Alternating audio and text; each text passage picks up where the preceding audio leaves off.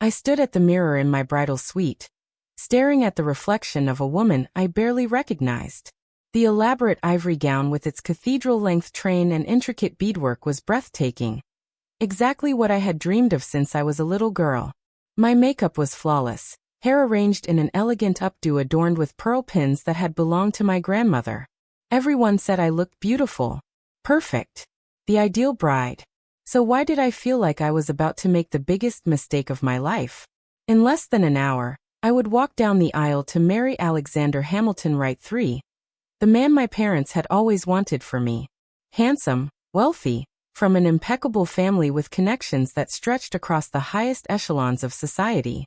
The merger of our families, his old money, my father's newer but substantial fortune, made perfect business sense.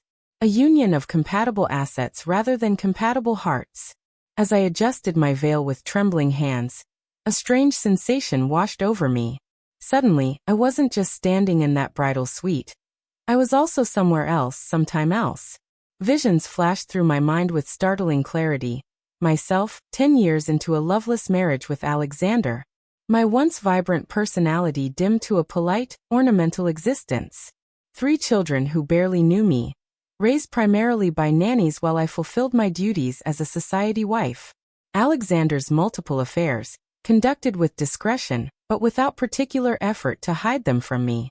My quiet alcoholism, the only escape from the elegant prison I had willingly entered. I gasped, clutching the vanity for support as more visions flooded my consciousness. 20 years into the marriage, Alexander barely speaking to me except at public functions where appearances mattered. My children distant, viewing me as a weak, ineffectual figure. My talents and dreams long abandoned. My soul slowly withering until I no longer remembered the woman I had once been or hoped to become. Miss Eleanor? Are you all right? My maid of honor Sarah's concerned voice broke through the visions, pulling me back to the present moment, to the bridal suite, the waiting guests, the imminent ceremony. Words failed me as I struggled to process what had just happened. Had I glimpsed my actual future? Was this some sort of supernatural warning? Or simply the manifestation of doubts I'd been suppressing beneath layers of family expectation and social conditioning? You've gone white as a sheet, Sarah said, pressing a glass of water into my hands. Just wedding jitters. Completely normal. Wedding jitters. Was that all this was? I sipped the water, trying to steady myself as another wave of visions crashed over me. In this new series of images, I saw an entirely different life unfolding. In this alternate future, I had somehow found the courage to walk away from this marriage. I saw myself building a life aligned with my true desires, pursuing the career in architectural restoration I'd always dreamed of. And most strikingly, I saw myself with another man, not the polished, coldly handsome Alexander, but Daniel Foster, the brilliant historian I'd met while working on my master's thesis. Daniel, whose warm brown eyes crinkled at the corners when he smiled. Daniel, who debated ideas with me for hours, genuinely interested in my thoughts. Daniel, who had confessed his feelings for me 6 months ago, only for me to gently reject him because I was already engaged to Alexander. Daniel, who had respected my decision but told me with quiet certainty, if you ever change your mind, I'll be waiting. Some people are worth waiting for. In this vision, I was looking at Daniel across a different altar, in a much simpler ceremony, surrounded by fewer people but more genuine joy. The love in his eyes as he spoke his vows to me was so palpable it made my chest ache even in this strange, half-remembered future. 10 minutes until we need to line up, the wedding coordinator announced, poking her head into the suite. Is the bride ready? Ready. Such a simple word for such a monumental decision. If you're finding this story of rebirth and true love engaging, hit that subscribe button now. The journey I'm about to share will change everything you thought you knew about fate, courage, and following your heart. Could I have a moment alone, please? I asked, my voice steadier than I expected. Sarah and the coordinator exchanged concerned glances but nodded, slipping out of the room and leaving me in silence with my reflection and the echoes of 2 possible futures. I closed my eyes, trying to make sense of what was happening. I had always been practical, level-headed, not the type to have mystical visions or make dramatic last-minute decisions. My entire life had been carefully planned, each step leading inexorably to this day. This marriage that would fulfill everyone's expectations. Everyone's except my own. The truth I had been avoiding crashed through the careful walls of denial I'd constructed. I did not love Alexander. I respected him, admired certain qualities in him, found him attractive in an objective sense. But love? The kind that made your heart race when they entered a room? That made you feel truly seen and accepted for who you are? No. What we had was a mutual agreement based on compatible backgrounds and shared social circles. A partnership that made sense on paper. And I had been prepared to accept that until this moment. This inexplicable glimpse into a future of quiet desperation. A future where I slowly disappeared into the role created for me until the real Eleanor ceased to exist.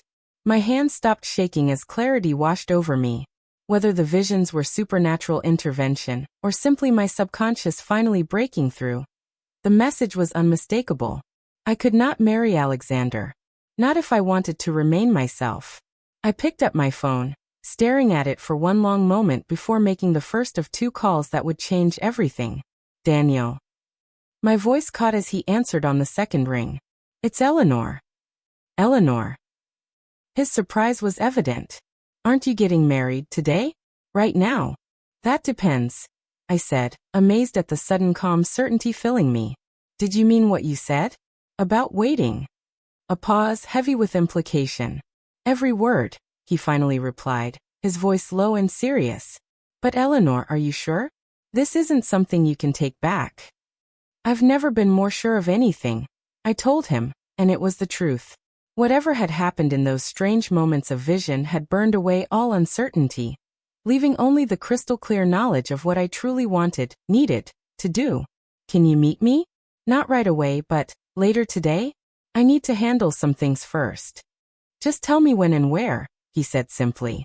No pressure, no triumph in his tone, just steady support for whatever decision I was making. After arranging to meet Daniel, I made the second call, to Alexander. He answered with characteristic briskness. Eleanor? Is something wrong? It's bad luck to talk before the ceremony. We need to talk, I said firmly. Not by phone. Can you come to the bridal suite? Alone. Now. His hesitation spoke volumes. Alexander didn't like deviations from established plans, didn't appreciate being summoned. But something in my tone must have conveyed the gravity of the situation. I'll be there in 5 minutes, he said before hanging up. I used those 5 minutes to remove my veil and gather my thoughts. When the knock came at the door, I was ready, or as ready as anyone can be to cancel a wedding less than an hour before it's scheduled to begin. Alexander entered looking impeccable in his tailored tuxedo, his expression a mixture of concern and impatience. What's this about, Eleanor? The guests are arriving, and your father is looking for you. I took a deep breath, meeting his gaze directly. I can't marry you, Alexander. He stared at me, his handsome face registering first shock, then anger, then most tellingly, a flash of something that looked almost like relief before his expression settled into cool composure. Is this some sort of last-minute panic? Your mother mentioned you might be nervous. It's not panic, I said calmly. It's clarity. I don't love you, Alexander. And you don't love me. We both know that. He adjusted his cufflinks, a gesture I'd come to recognize as his way of buying time when uncomfortable topics arose. Love is a rather juvenile concept, don't you think? We have something more mature. Compatibility, shared values and goals. A foundation for a successful life together. But not a happy one, I countered. Not a fulfilled one. At least not for me. His eyes narrowed slightly. Is there someone else? The question was valid, but not in the way he meant it. There was someone else. The woman I could become if I freed myself from this engagement. The Eleanor who pursued her passions, who didn't settle for a life of quiet desperation, who had the courage to demand love as well as respect. And yes, there was Daniel, not as an affair or a betrayal, but as a possibility. A future I had glimpsed and couldn't now unsee. This isn't about another person, I said carefully. It's about being true to myself. We would make each other miserable, Alexander. Perhaps not immediately, but eventually. Inevitably. Something shifted in his expression, a subtle softening around the eyes. For perhaps the first time in our relationship, he was truly seeing me rather than the idea of me he had constructed. You really believe that? I know it, I said quietly. And I think if you're honest with yourself, you know it too. He turned away, walking to the window that overlooked the elaborate garden where rows of white chairs were arranged for the ceremony. For a long moment he was silent, his shoulders rigid under the fine wool of his tuxedo jacket. When he finally spoke, his voice held an unfamiliar note of vulnerability. Francesca and I ended things last month. The statement hung in the air between us.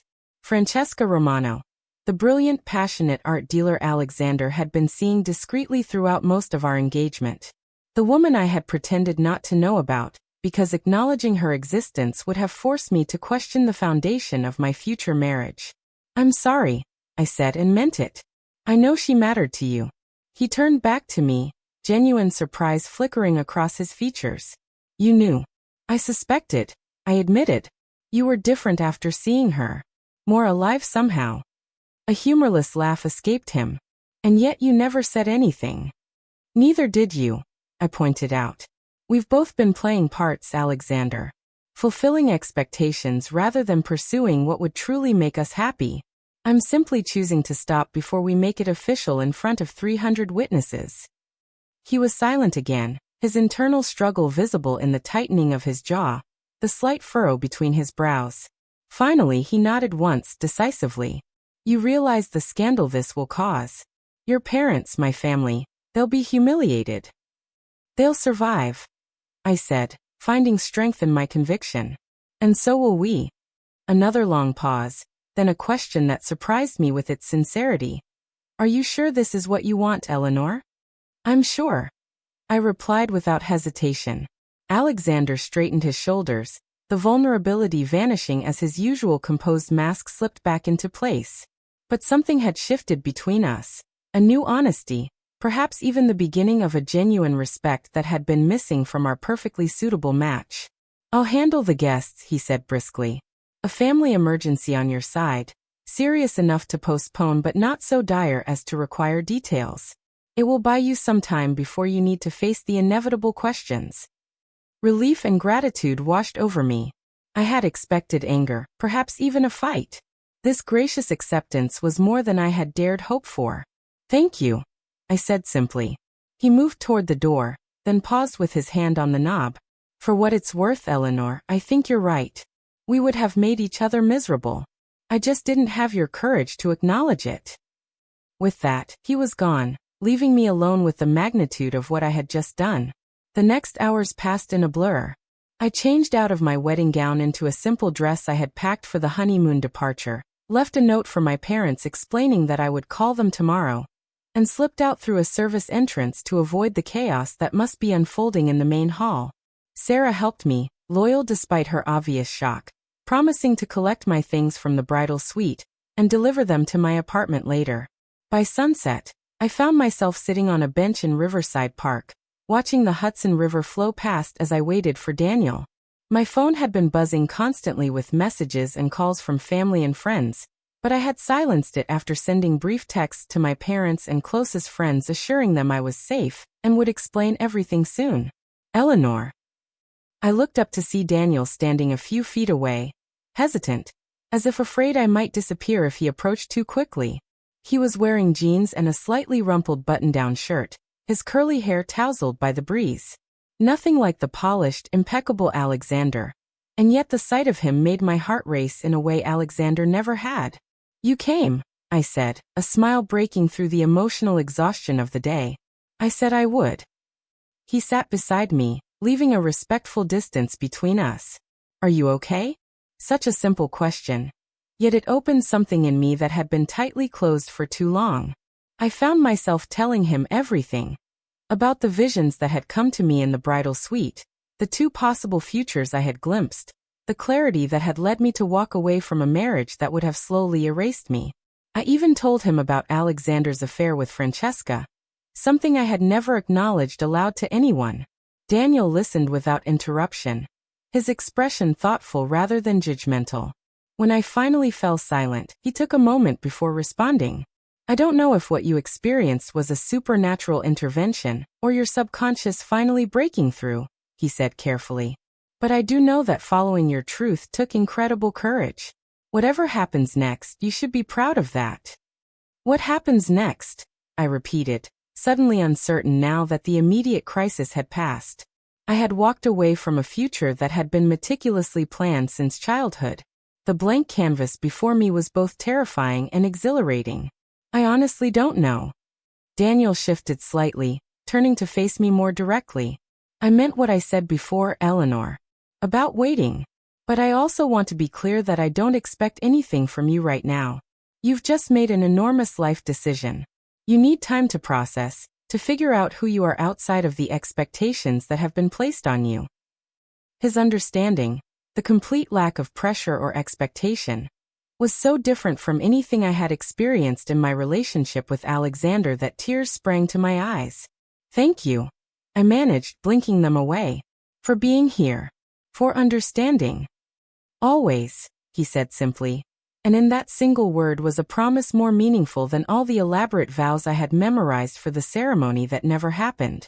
We sat in companionable silence as darkness fell over the park, watching the lights of New Jersey twinkle across the river. For the first time in longer than I could remember, I felt truly present in my own life. Not playing a part, not fulfilling an obligation, but simply being. So, Daniel said eventually, a hint of mischief lightening his serious expression. What does one do after not getting married? I laughed, the sound surprising me with its freedom. I have no idea. I've never not gotten married before. Well, he said, standing and offering me his hand. I suggest it starts with dinner. You must be starving after all that revolution. I placed my hand in his, feeling the warmth of his palm against mine. Dinner sounds perfect. We found a small Italian restaurant where no one would recognize me, tucked away in a neighborhood far from the social circles I usually frequented. Over pasta and wine, we talked about everything and nothing. His latest research project, books we had both read, places we wanted to visit someday. Not once did he mention the wedding, Alexander, or the chaos I had left in my wake. It was a gift, this space to simply be myself without the weight of my decision pressing down on me. But reality couldn't be held at bay forever. As we finished our tiramisu, my phone buzzed with a call from my mother for the 20th time that day. I stared at the screen, anxiety returning in a cold wave. You should answer, Daniel said gently. They're worried about you. He was right, of course. I had acted with certainty and courage at the decisive moment, but now I needed to face the consequences of my choice. I nodded, took a deep breath, and answered the call. Eleanor Grace Blackwell, where have you been? My mother's voice was tight with a mixture of anger and relief. We've been worried sick. Your father has been calling hospitals, and I was about to contact the police. I'm sorry, Mom, I said, forcing calm into my tone. I should have called sooner. I'm safe. I just needed some space to think. To think, she repeated incredulously. You left 300 guests and a devastated fiancé to think? This isn't like you, Eleanor. This is completely irresponsible behavior. A month ago, even a day ago, her disapproval would have crushed me. Now, strengthened by the clarity of my vision and the certainty of my decision, I found myself standing firm. Actually, Mom, it was the most responsible thing I've ever done. I couldn't marry Alexander knowing it would lead to a lifetime of mutual unhappiness. Unhappiness? She sounded genuinely baffled. What are you talking about? Alexander is perfect for you. Your father and I have always. That's just it, I interrupted, surprising us both. What you and Dad have always wanted. But it's not what I want, Mom. It's not who I am. A long silence followed. Then her voice returned, quieter now. Where are you staying tonight? Your apartment is filled with wedding gifts we'll now have to return. The practical concern was so characteristic of my mother that I nearly smiled despite the tension. I'll figure something out, I assured her, not wanting to complicate matters by mentioning Daniel yet. I'll come by tomorrow, and we can talk properly then. I'm sorry for worrying you and Dad. After a few more minutes of tense conversation, we ended the call with a fragile truce established. I would visit my parents tomorrow afternoon to explain my decision in person. Until then, they would respect my need for space, albeit reluctantly. I set down my phone with a shaky sigh. That went about as well as could be expected. Daniel nodded sympathetically. Family expectations can be the hardest to break free from. My parents still haven't fully forgiven me for choosing academia over the family law firm. This glimpse into his own experience with parental disappointment created another point of connection between us. A shared understanding of the courage required to chart one's own course. "Where are you staying tonight?" he asked, carefully neutral. I considered my options. My apartment would indeed be a minefield of wedding paraphernalia and returned gifts. A hotel seemed coldly impersonal for this night of all nights. Friends would ask questions I wasn't ready to answer. "I'm not sure," I admitted. I hadn't thought beyond getting through today. "I have a guest room," Daniel offered simply. No expectations, no pressure. Just a safe place to sleep and sort out your next steps. The offer was tempting, not because I harbored any romantic fantasies about falling into his arms tonight, but because of the genuine safety and respect he offered. Still, I hesitated, aware of how it might appear to others. "People will talk," I said, thinking aloud. Daniel shrugged. "People are already talking, I imagine. The question is whether their talking matters more than your peace of mind." Put that way, the decision was easy. "I'd appreciate the guest room, thank you." Daniel's apartment was exactly as I had imagined it. Warm, slightly cluttered with books and artifacts related to his work as a historian. Comfortable without being fashionable. The guest room was small but welcoming, with a vase of fresh flowers on the bedside table that he seemed almost embarrassed about. I got those earlier," he admitted. "After your call. I wanted the room to feel, I don't know, welcoming, I guess. That sounds presumptuous now that I say it aloud." The thoughtfulness of this gesture, flowers bought with hope but without expectation, touched me deeply. "It's perfect," I assured him. "Thank you for being my safe harbor tonight." He smiled, relief evident in the relaxing of his shoulders. "There are towels in the bathroom cabinet, and I left a new toothbrush on the sink. I'm just down the hall if you need anything."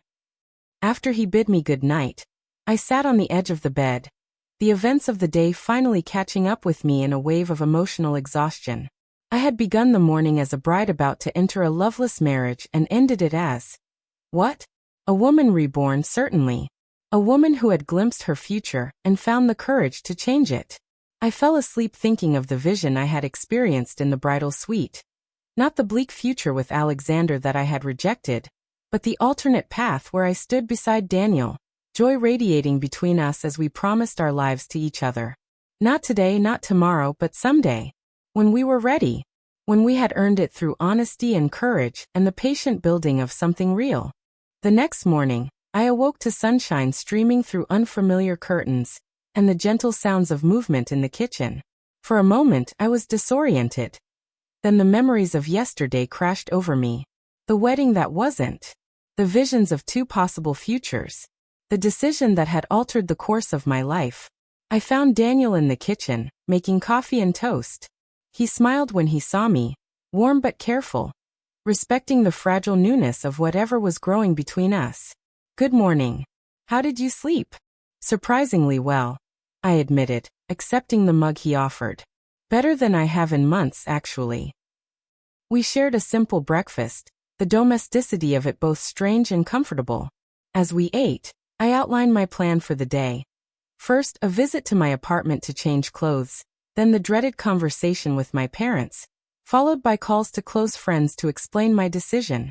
"Do you want company?" Daniel asked.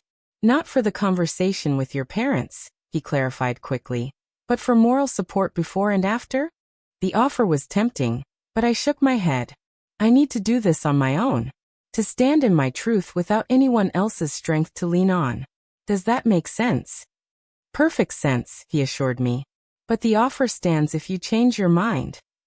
Before I left, we stood awkwardly at his door, neither quite sure how to navigate this uncharted territory between friendship and possibility. "Thank you," I said, finally meeting his eyes. "Not just for last night, but for seeing me.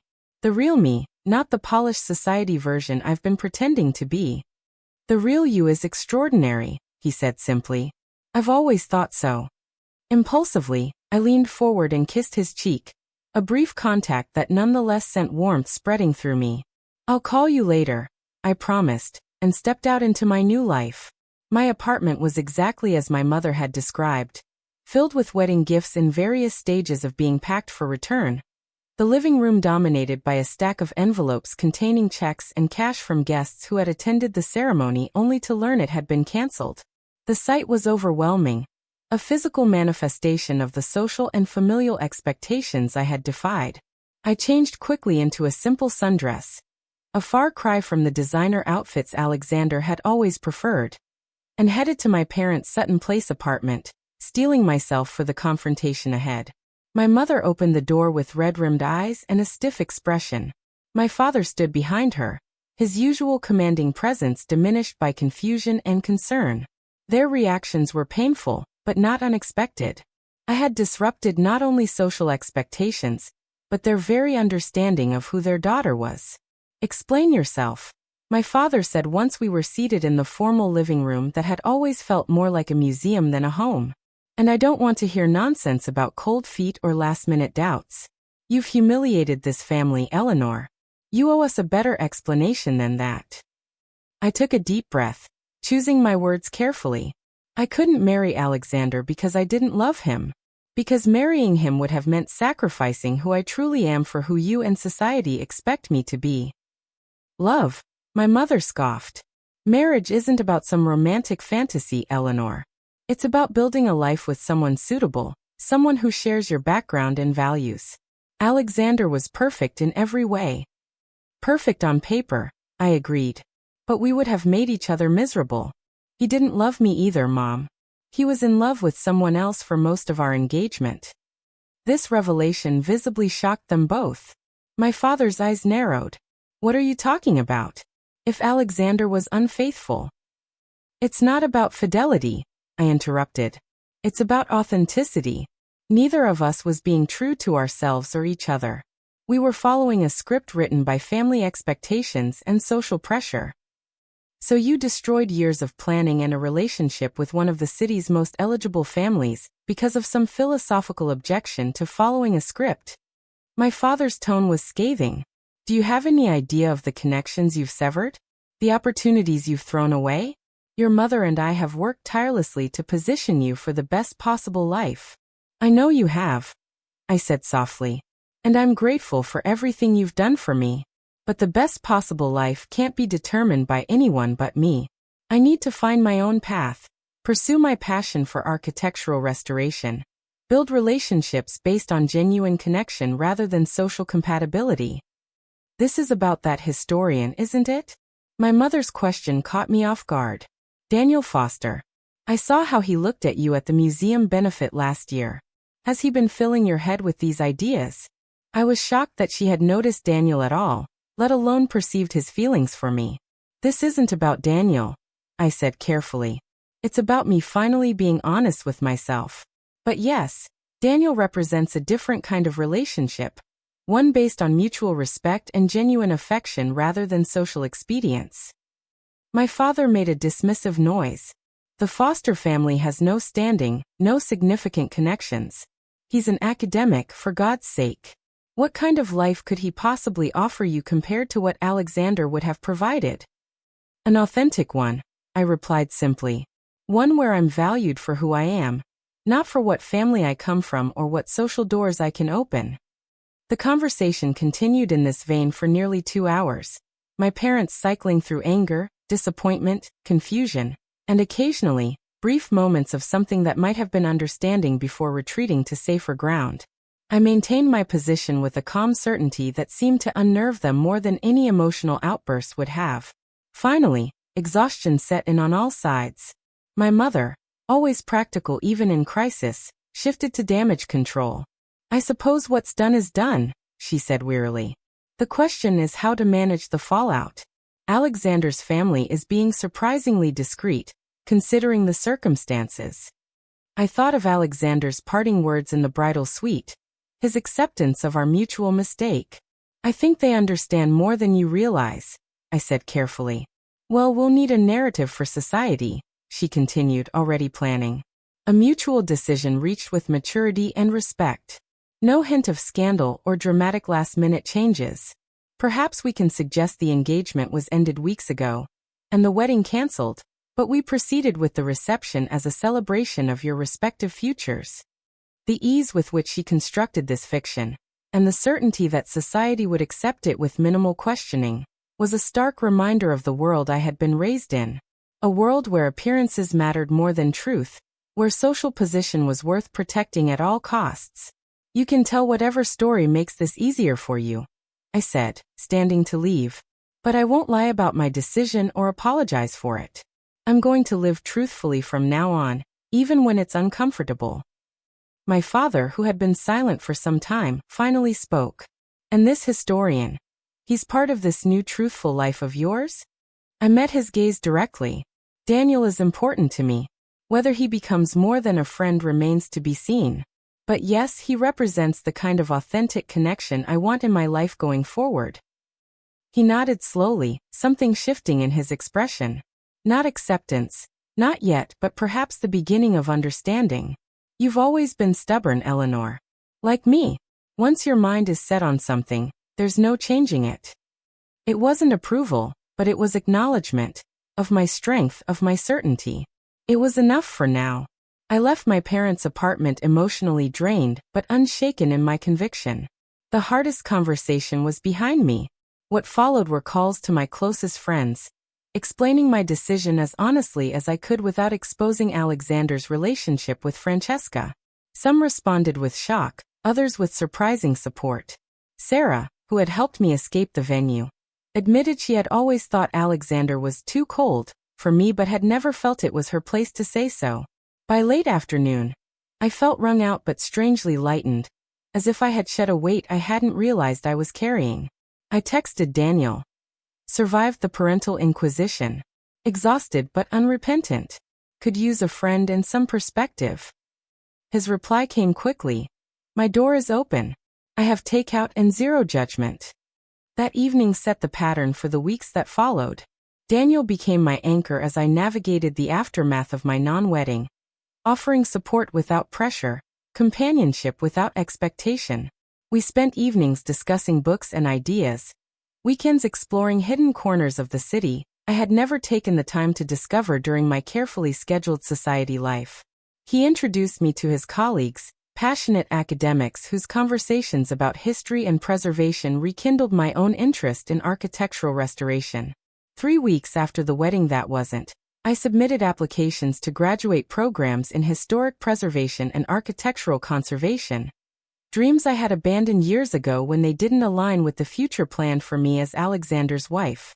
Daniel helped me prepare my portfolio, but was careful to ensure the work and decisions remained entirely my own. This is your journey, he said when I thanked him for his help. I'm just happy to witness it. Society gossip about my cancelled wedding persisted for a while, but eventually faded as newer scandals emerged.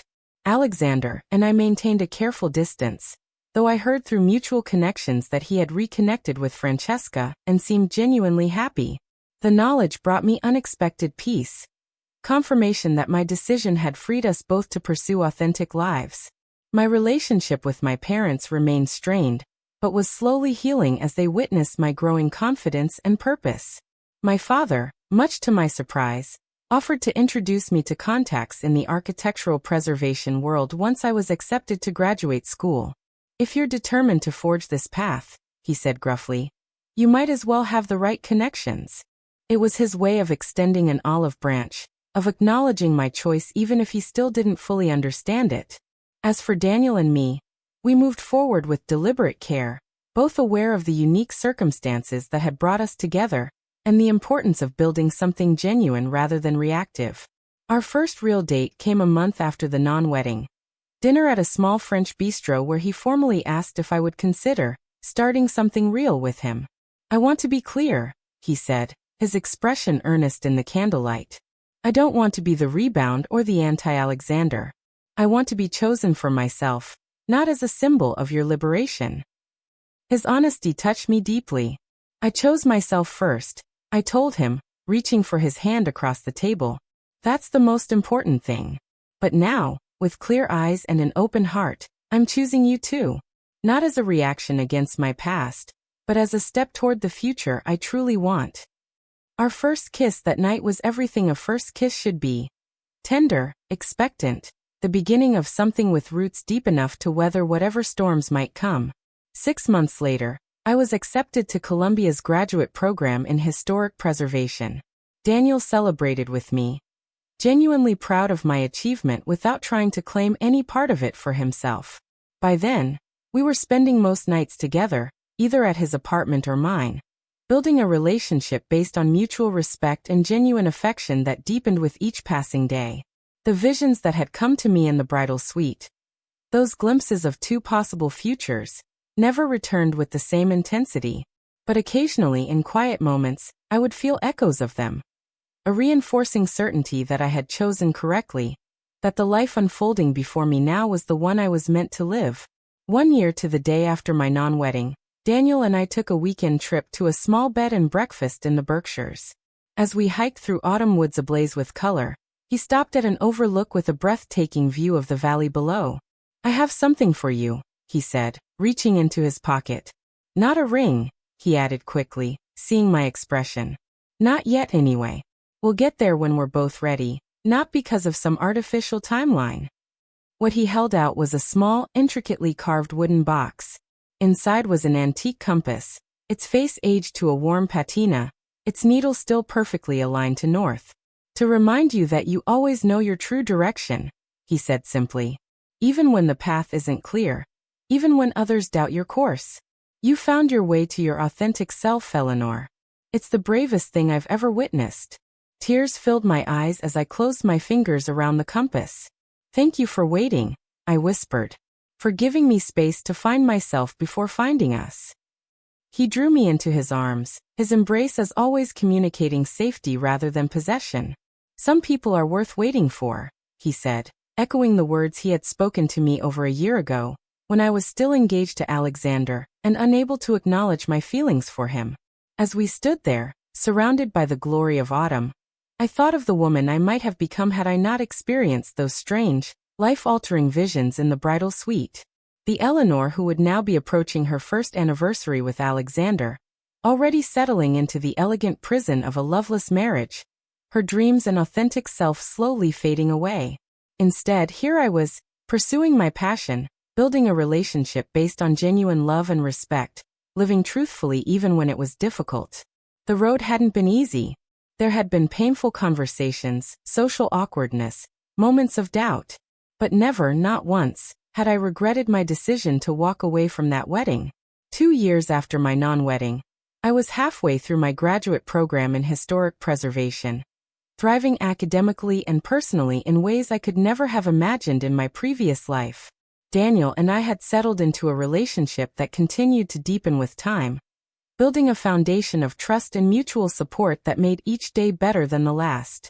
We had moved in together 6 months earlier, a decision made with careful consideration rather than default expectation.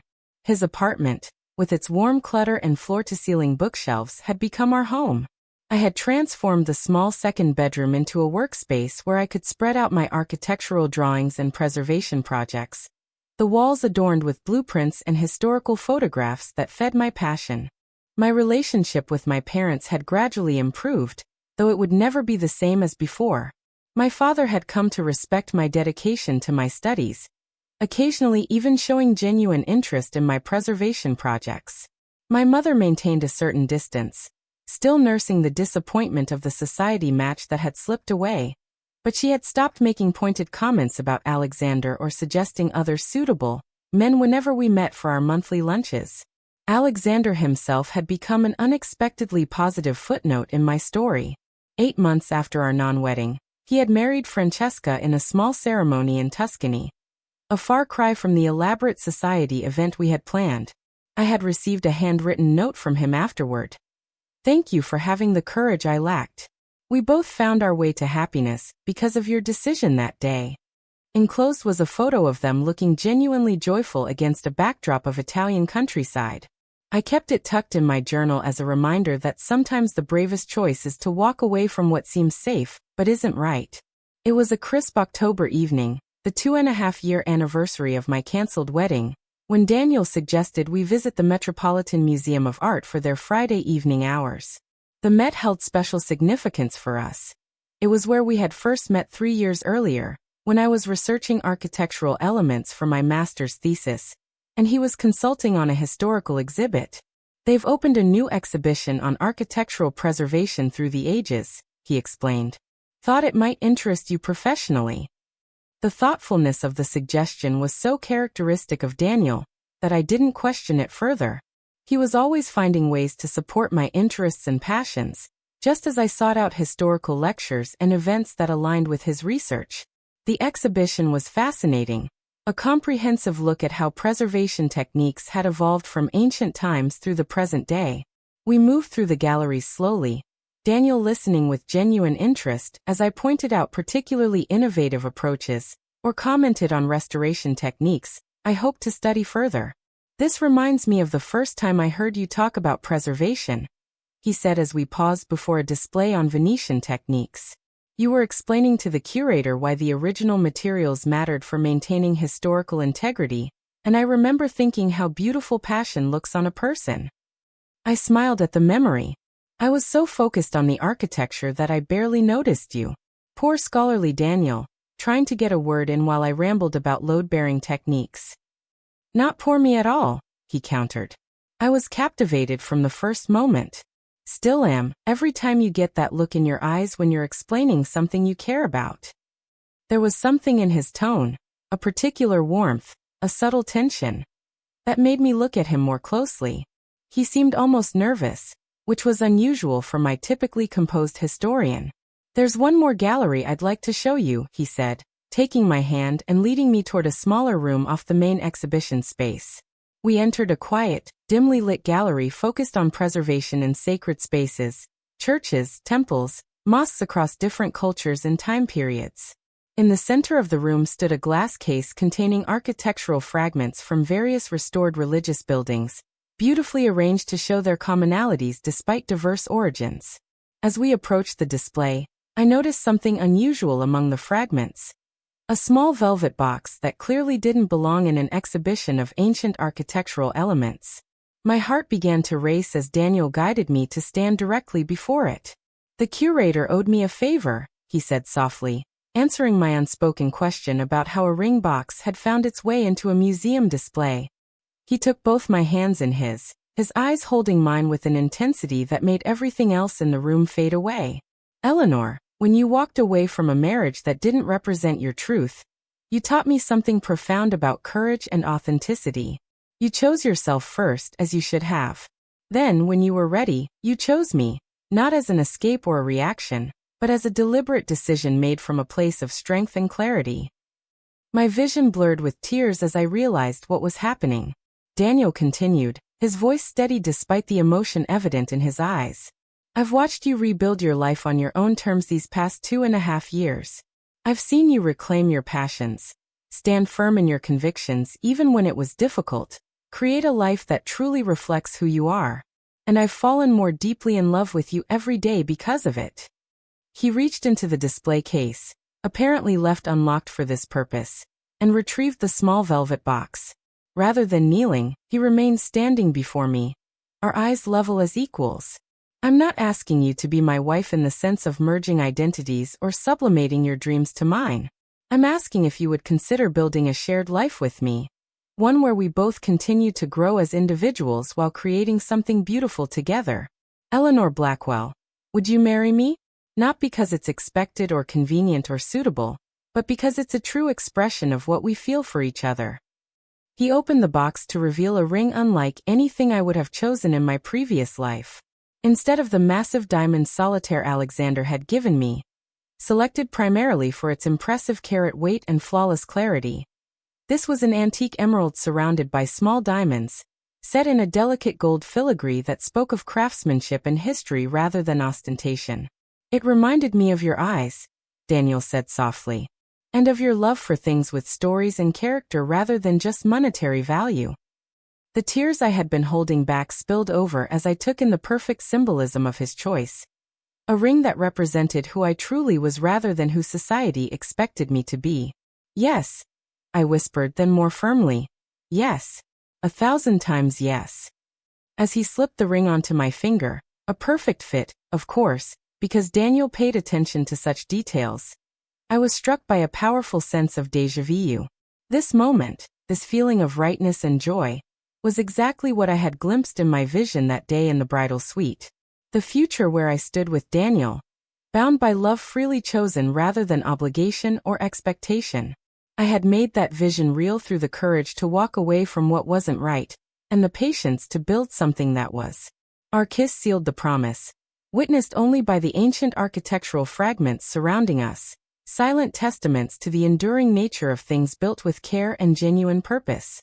Later that evening, as we celebrated with champagne in our apartment, surrounded by friends who had supported our journey, I found myself contemplating the strange miracle that had led me here. Those visions in the bridal suite, whether supernatural intervention, psychological defense mechanism, or something inexplicable in between, had given me a precious gift, the chance to see my future clearly enough to change it. What are you thinking about? Daniel asked, finding me alone on the balcony, looking out at the city lights. Second chances, I replied honestly, and having the courage to take them when they're offered. He wrapped his arms around me from behind, resting his chin on my shoulder. Speaking of second chances, have you thought about what kind of wedding you want this time around? Something small and intimate, I'm assuming, after the 300-guest extravaganza that wasn't. I turned in his arms, looking up at the man who loved me for exactly who I was. Actually, I was thinking maybe no wedding at all. Just us, our closest friends and family, at the courthouse, followed by a dinner where we can actually talk to everyone who's there. His smile was warm with understanding. No performance, just celebration. Exactly, I agreed. I've done the big white dress and cathedral veil. This time I want something that feels like us, authentic, intimate, focused on the commitment rather than the spectacle. Whatever you want, he said simply. As long as we end up married at the end of it, the details don't matter to me. That was the fundamental difference, I realized. With Alexander, the details had been everything, the proper society wedding, the right connections, the perfect appearance. With Daniel, the only thing that truly mattered was the substance of our relationship, the genuine love and respect we had built together. If you're enjoying this story of rebirth and true love, please hit the subscribe button. Your support means everything as I continue sharing journeys of transformation and authenticity. We were married 3 months later in a simple ceremony at City Hall, with only our parents and closest friends in attendance. I wore a cream-colored silk dress that made me feel beautiful without being costumey, my grandmother's pearls my only jewelry besides my emerald engagement ring. Daniel looked handsome and entirely himself in a navy suit, the joy in his eyes as we exchanged vows worth more than all the elaborate trappings of the wedding I had almost had. My father surprised me by seeming genuinely moved during the ceremony, gruffly kissing my cheek afterward with words I never thought I'd hear from him. You were right, Eleanor. This is what happiness looks like on you. My mother maintained her composure throughout, though I caught her discreetly wiping away a tear when Daniel spoke his vows. Simple, heartfelt promises of love and partnership that bore no resemblance to the formal, traditional vows I would have exchanged with Alexander. The celebration afterward was held in a private room at our favorite restaurant, where 30 people who truly mattered to us shared a meal filled with conversation and laughter. No receiving line, no obligatory dances, no performative traditions, just authentic connection and joy. As we cut the small cake Daniel's mother had insisted on, some traditions are worth keeping, dear. I found myself thinking again of those 2 possible futures I had glimpsed in the bridal suite 2.5 years earlier. The woman in the loveless marriage with Alexander had felt like a ghost, a shadow version of myself gradually fading into insignificance. The woman celebrating with Daniel had seemed like a distant dream, too perfect to be attainable. Yet here I was, living that very dream. Not because fate had handed it to me, but because I had found the courage to walk away from what wasn't right and toward what could be. As if reading my thoughts, Daniel leaned close while we shared our first dance. Any regrets? He asked softly. I shook my head, smiling up at the man I had chosen freely, with clear eyes and full heart. Not a single one. This is exactly where I'm meant to be. 5 years into our marriage, the rightness of my decision continues to reveal itself in countless ways. Daniel and I have built a life together that honors both our individual passions and our shared values. I completed my graduate degree and now work for a prestigious preservation firm, specializing in the restoration of historical residential buildings. Daniel has published his second book on urban history and teaches at Columbia, his academic reputation growing steadily. We support each other's work without competition or resentment, taking genuine pride in each other's accomplishments. When I spent 3 months in Europe studying preservation techniques, Daniel rearranged his teaching schedule to join me for part of the time, then gave me the space to fully immerse myself in the experience. When he received a prestigious research grant that required intensive focus, I created a quiet workspace in our apartment and protected his time while still maintaining our connection. This balance, this mutual respect for each other's individuality within our partnership, is what I would have lost in a marriage to Alexander. I know this with certainty, not just from my vision but from occasionally encountering him and Francesca at industry events where art and preservation overlap. They seem happy in their way, but I can see how her vibrant personality has been subtly muted to accommodate his expectations, how she carefully monitors her words in his presence. It is precisely what would have happened to me had I chosen that path. 2 years ago we welcomed our daughter, Sophia Grace, into our family. Becoming a mother has been both more challenging and more rewarding than I could have imagined, filled with sleepless nights and heart-expanding moments of wonder. Daniel has been a true partner in parenting, never considering childcare, women's work, or his career inherently more important than my own. We make decisions together, compromise when necessary, and always prioritize the family we've created while still nurturing our individual identities. It's not perfect. No real relationship is, but it's authentic and deeply satisfying in a way I never would have experienced in the life I almost chose. Sometimes, when I watch Daniel reading to Sophia, her small head nestled against his chest as they explore worlds within pages, I'm overwhelmed with gratitude for the mysterious intervention that gave me the courage to walk away from a loveless marriage and toward this life of genuine connection and joy. My parents have gradually come to accept, if not fully understand, the choices I've made. My father has developed a surprisingly warm relationship with Daniel, bonding over history and their shared love of sailing. My mother remains more reserved but has softened considerably since Sophia's birth, channeling her organizational talents into being a thoroughly involved grandmother. Alexander and Francesca had twins last year, boys I heard through mutual friends. I wish them well and hope they've found their version of happiness, though I suspect it differs fundamentally from mine. Our paths rarely cross now, our social circles having naturally separated as we built our respective lives. Last week, on the 7th anniversary of my non-wedding day, I received an unexpected letter.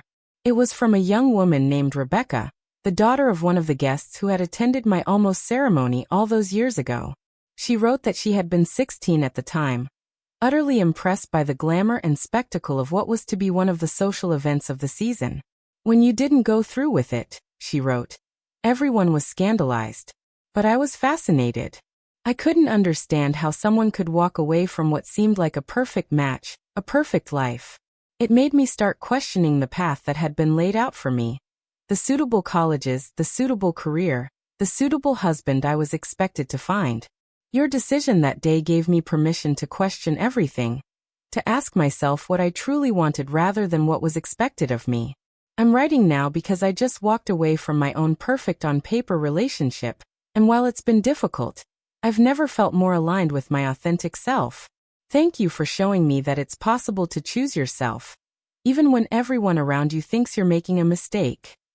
I read the letter to Daniel that evening, after Sophia was asleep. He listened thoughtfully, then asked, "Do you ever think about writing down your story? It clearly has the power to help others find their courage." The idea resonated unexpectedly. My experience, the visions, the decision to walk away, the building of an authentic life, might indeed offer hope to others standing at similar crossroads. Not everyone would receive the kind of supernatural warning I had, but perhaps my story could serve as that wake-up call for someone else. I think I might, I told him, already mentally composing opening lines. Not as some kind of self-congratulatory memoir, but as an honest account of choosing authenticity over expectation, of recognizing that a loveless marriage, no matter how socially advantageous, is still a kind of prison. I think you should, he encouraged. Your voice matters, Eleanor. Your experience might be exactly what someone else needs to hear. And so I began writing this account, of visions and choices, of walking away from security toward authenticity, of finding the courage to marry the man who truly loves me rather than settling for a loveless marriage that looked perfect on paper. If you're standing where I once stood, poised at the threshold of a decision that feels predetermined by expectation rather than chosen from desire, I hope my story gives you courage. The courage to listen to your inner voice, to honor your authentic self, to walk away from what isn't right even when doing so seems terrifying or foolish to others. Because I can tell you with absolute certainty, on this side of that difficult choice lies a life of genuine connection, of purpose aligned with passion, of love freely given and received, a life where you recognize yourself in the mirror each morning, where your decisions reflect your true values rather than others' expectations. It isn't always easy. Authentic living rarely is. But it is always, always worth it. 7 years after walking away from a loveless marriage, I can look at my husband across our breakfast table, our daughter chattering between us about her plans for the day, and know with bone-deep certainty that I am exactly where I'm meant to be. Not because fate or family or society directed me here, but because I found the courage to choose this path for myself. Whatever crossroads you're facing, whatever difficult choice lies before you, I hope you find that same courage. I hope you recognize that you deserve a life that reflects your truest self, your deepest values, your authentic heart. Sometimes the bravest thing you can do is walk away from what seems safe but isn't right. Sometimes rebirth requires the courage to end one path before another can begin. I know, because I lived it. I walked away from the perfect on-paper match and chose to marry the man who truly loves me, who sees me, respects me, celebrates me in all my complexity. And in doing so, I found not just love, but myself. If this story resonates with you, please share it with someone who might need to hear it. And remember, it's never too late to choose authenticity, to demand more than a loveless marriage or a half-lived life, to walk toward what truly calls to your heart. You are worth nothing less than a life fully and authentically lived, a love that sees and celebrates your true self, a path that you choose with clear eyes and full heart, not one you accept out of fear or obligation. This is what I wish for you. What I found for myself on the other side of the hardest decision I ever made. The courage to be reborn into your truest life.